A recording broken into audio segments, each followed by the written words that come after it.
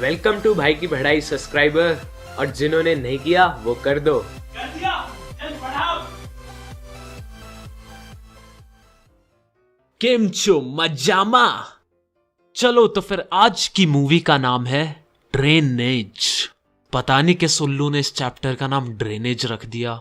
मेरे हिसाब से तो इस चैप्टर का नाम रिवर्स होना चाहिए था। पूरे चैप्टर में ड्रेनेज के बारे में तो कुछ है ही नहीं। वैसे मेरे सूत्रों से पता चला है कि पहले इसका नाम रिवर ही था, लेकिन एक रात एनसीईआरटी का हेड अपने पजामे में सड़क पर निकला था और फिर उसके पीछे गली के कुत्ते पड़ गए, भाव भाव भाव भाव। और जैसा कि तुम्हें पता है, इंडिया में जितने भी बोरवेल हैं उनका ढक्कन हमेशा खुला रहता है, तो भागते भागते वो उसमें गिर गया। फिर जब सुबह उसे निकाला गया तो वो बाहर आके कहता है इस चैप्टर का नाम ड्रेनेज रखेंगे। तो यारों, एनसीईआरटी के हेड की याद में इस चैप्टर को शुरू करते हैं। इंडिया में जो रिवर्स हैं उनको हमने दो ग्रुप में डिवाइड कर रखा है। First the Himalayan reverse, second the peninsular reverse. और इस चैप्टर का सबसे इंपॉर्टेंट क्वेश्चन भी यही है कि इन दोनों टाइप के रिवर्स के बीच का डिफरेंस बताओ।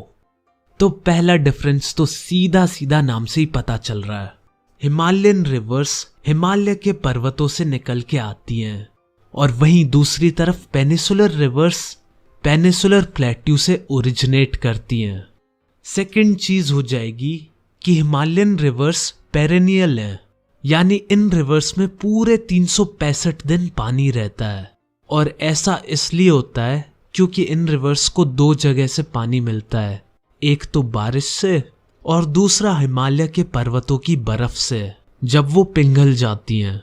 पेनिसुलर रिवर्स सीजनल रिवर्स की कैटेगरी में आती हैं क्योंकि ये मोस्टली रेनी सीजन में एक्टिव रहती हैं, और बाकी टाइम पर या तो ये सूख जाती हैं या फिर इनका फ्लो बहुत कम हो जाता है।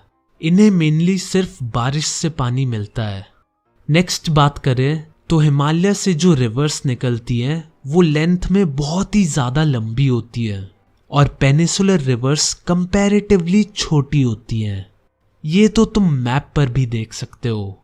हिमालय वाली रिवर्स पहाड़ों से चलकर समुद्र में जाती हैं, जो कि एक बहुत लंबा सफर होता है। वहीं ज्यादातर पेनिसुलर रिवर्स वेस्टर्न घाट से ओरिजिनेट होके बे ऑफ बंगाल में मिल जाती हैं, जो एक छोटा सा ही सफर है। चलो अब एग्जाम्पल भी देखते हैं। जो मेन हिमालयन रिवर्स हैं उनका नाम है गंगा, इंडस और ब्रह्मपुत्र, और जो मेन पेनिसुलर रिवर्स हैं उनका नाम है नर्मदा, गोदावरी, कृष्णा और कावेरी रिवर। यार, इसके बाद आता है इस चैप्टर का सबसे बोरिंग पार्ट। लेकिन अच्छी बात है, इधर से कोई भी क्वेश्चन नहीं आता, और आता भी है तो बस 1 नंबर का MCQ टाइप।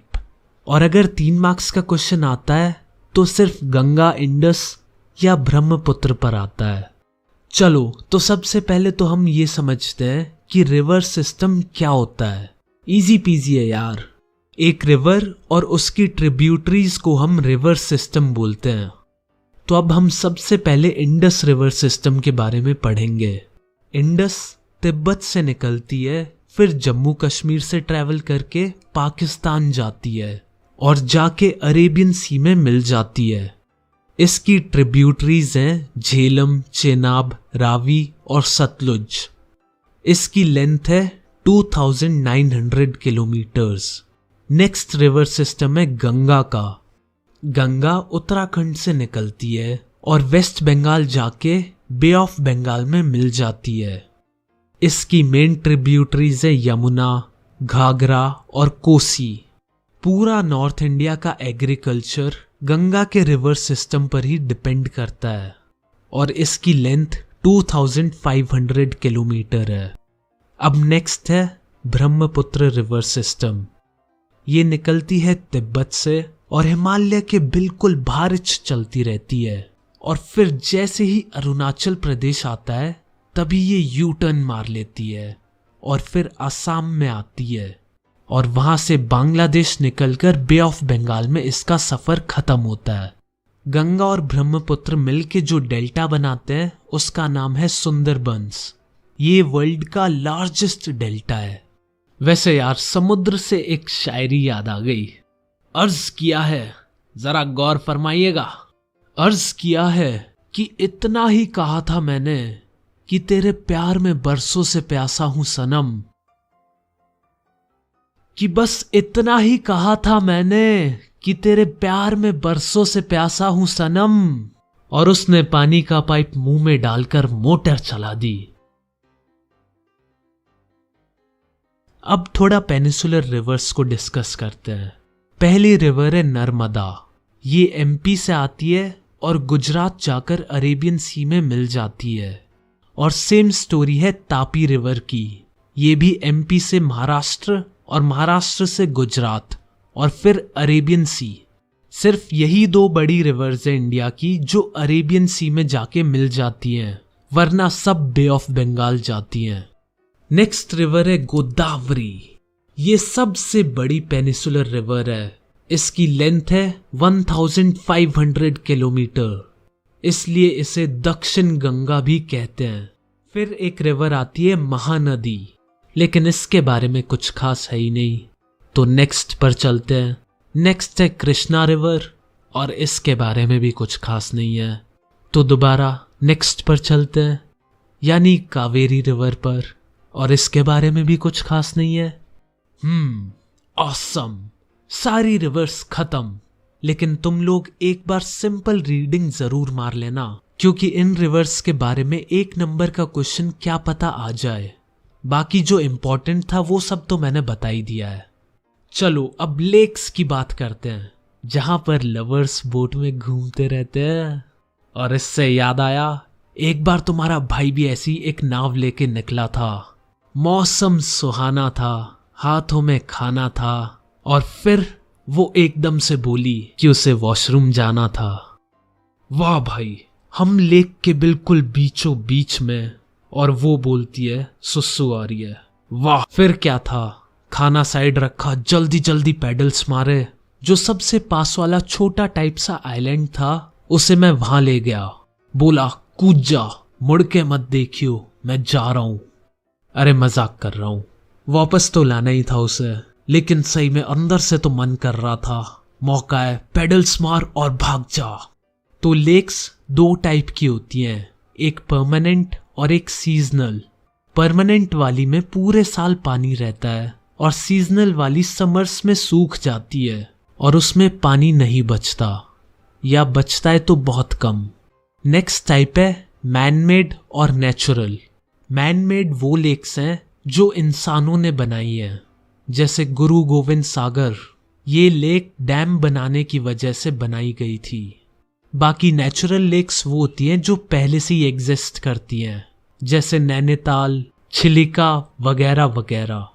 अब लास्ट के 2 टाइप्स हैं, सॉल्ट लेक और fresh water lake. Salt lake में नमक होता है। राजस्थान में जो सांभर लेक है वो इसका एग्जाम्पल है। और फ्रेश वाटर लेक में नमक नहीं होता है। नैनीताल, भीमताल वगैरह इसी कैटेगरी में आती हैं। चलो अब लेक्स के कुछ फायदे भी देखते हैं। फर्स्ट, लेक्स पर डैम बना के इलेक्ट्रिसिटी जनरेट हो सकती है। सेकंड, लेक्स रिवर के फ्लो को कंट्रोल में रखती है। जब ज्यादा बारिश होती है तो लेक्स बाढ़ आने से बचा लेती है, और जब ज्यादा गर्मी होती है तब पानी का फ्लो अच्छा कर देती है। थर्ड, लेक्स की वजह से आसपास की जगह का मौसम अच्छा रहता है। फोर्थ, लेक्स की वजह से टूरिस्ट लोग भी बहुत आते हैं। और अब भोले भाले बच्चों की तरह ये मत सोचना कि टूरिस्ट लोग सिर्फ बोटिंग करने आते हैं। नहीं नहीं, कुछ लोग अपना हनीमून मनाने भी आते हैं। फिफ्थ, लेक्स में मछलियां भी होती हैं, तो इसका मतलब लेक्स एक्वेटिक इकोसिस्टम को भी मेंटेन करके रखता है। यार लेक्स के फायदे तो बता दिए, अब रिवर्स के भी कुछ फायदे जानते हैं। वैसे ज्यादातर पॉइंट सेम ही है। पहला पॉइंट तो टूरिज्म ही हो जाएगा। अब तुम सोच रहे होगे लेक्स का टूरिज्म तो समझ में आता है, पर रिवर्स में टूरिज्म कैसे? तो यार रिवर्स में रिवर राफ्टिंग वगैरह होती है, और इंडिया में तो हरिद्वार, वाराणसी, इलाहाबाद ये जगह तो बहुत फेमस है गंगा पूजा वगैरह के लिए। एक टाइप से ये बहुत ही धार्मिक स्थल है, यानी भगवान वगैरह की वजह से भी बहुत टूरिस्ट लोग आ जाते हैं।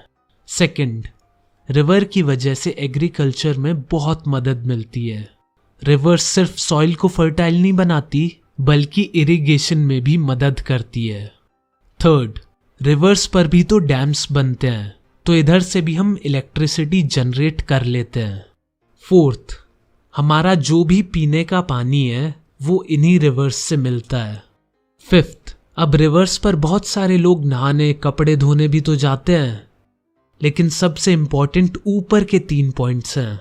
अगर क्वेश्चन आता है कि रिवर्स इंडिया की इकोनॉमी को कैसे फायदा पहुंचाते हैं, तो ऊपर के 3 पॉइंट्स लिख देना। चलो, तो इसी के साथ अपना चैप्टर समाप्त होता है।